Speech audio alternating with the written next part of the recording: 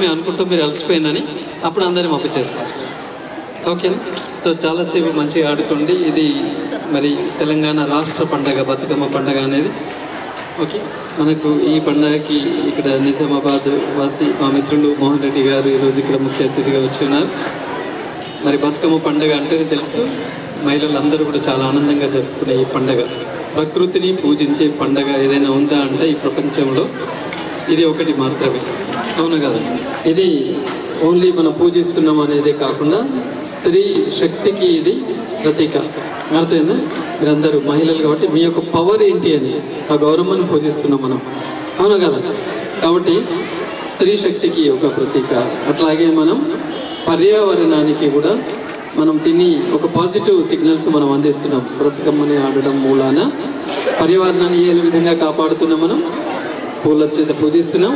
ఈ పూలతో పూజించిన దాన్ని మనం నీళ్ళలో వదిలేస్తున్నాం, అవును కదా? వాటర్ అంతా కూడా ప్యూరిఫై అయిపోతా ఉన్నాయి. కాబట్టి అటు ప్రకృతికి ఇటు మరి మహిళా శక్తికి అన్నింటికీ నిదర్శనం మన బతుకమ్మ పండుగ. అట్లాగే తెలంగాణ సంస్కృతికి ఒక నిండుగా మనకు తెలుస్తుంది. బతుకమ్మ పండుగ ద్వారా తెలంగాణ యొక్క విశిష్టతను మనం చాటి చెప్పే విధంగా ఉంది. ముఖ్యంగా తెలంగాణ ఏర్పడిన తర్వాత ఇంకా ఈ బతుకమ్మకి మంచి గుర్తింపు అనేది రావడం జరిగింది. మరి మీరందరికీ కూడా మీకు మీ కుటుంబ సభ్యులకి బతుకమ్మ పండుగ మరియు దసరా శుభాకాంక్షలు. ఇంటికి వెళ్ళిన తర్వాత కూడా మీ ఊళ్ళో కూడా ఇలాగే సెలబ్రేట్ చేసుకోండి. సెల్ ఫోన్లో దూరంగా ఉండొచ్చు. పండుగలకి ఎందుకు మనం వాల్యూ ఇస్తామంటే అట్లీస్ట్ పండుగ రోజులన్నా సెల్ ఫోన్ దూరంగా ఉన్నారు. మా స్కూల్ పేరెంట్స్ చెప్తారు, వినాయక చవితి బాగా జరిగింది సార్, ఆ వినాయకుడు పుణ్యమా అని మా పిల్లలు సెల్ ఫోన్ దూరం ఉన్నారు, రోజు సాయంత్రం పోయి వినాయకుడి దగ్గర కూర్చున్నారు అంటున్నారు. సో ఇప్పుడు కూడా ఈ దుర్గమ్మ దగ్గరికి అందరూ పోయి కూర్చుంటారు, సెల్ ఫోన్ దూరంగా ఉంటారు. కాబట్టి ఒకప్పుడు అయితే సెల్ ఫోన్లు లేవు వాడుకునేది. ఇప్పుడు మీకు ఆటలు లేవు కాబట్టి సెల్ ఫోన్కి వచ్చారు. అది మీ తప్పు కాదు, అవును, సొసైటీ తప్పు అది. సో ఇలాంటి దానిలో మీరు మంచిగా ఇన్వాల్వ్ కండి, అర్థమైందా?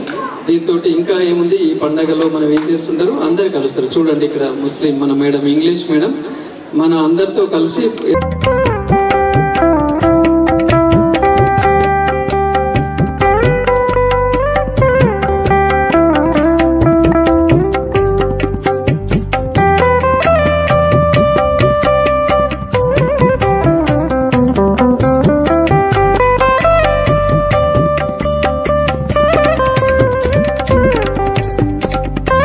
మంచిగా రాయండి. స్ట్రెస్ అనేది అవసరం లేదు. మిమ్మల్ని ఈరోజు ఇంతగా ఎందుకు చేస్తున్నామంటే యూ షుడ్ కమ్అవుట్.